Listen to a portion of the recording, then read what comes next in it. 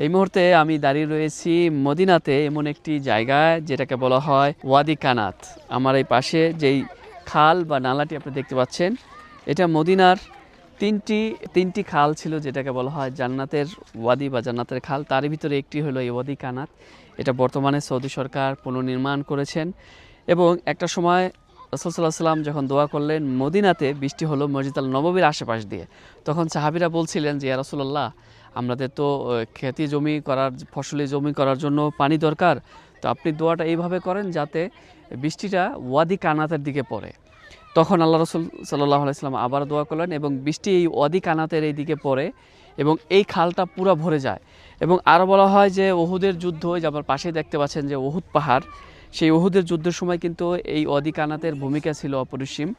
এবং এই ওয়াদি কানাতের যেই পানি, এই পানি দিয়ে এখানকার যা কৃষিকাজ সেটা হতো। এবং এখানে যে মাটিগুলো রয়েছে, এই মাটি দিয়ে কিন্তু আগে এই মদিনার যে ঘরবাড়ি তৈরি করা হতো সেখানে ব্যবহৃত হতো।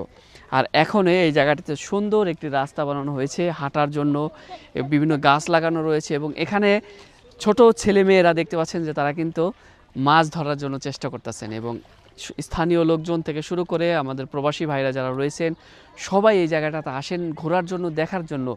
কারণ মদিনার ভিতরে এত সুন্দর একটি জায়গা, সেখানে কৃত্রিমভাবে পানি সরবরাহ, পানি যাওয়ার একটা ব্যবস্থা রয়েছে। এবং সাথে দেখতে পাচ্ছেন প্রচুর পরিমাণ মাছ, ছোট ছোট মাছও রয়েছে এবং বড় বড় মাছও রয়েছে। এখানে আমরা আসলে দেখতে পাই এখানকার যে স্থানীয় ছেলেপেলেরা রয়েছে তারা এই মাছগুলো ধরছে।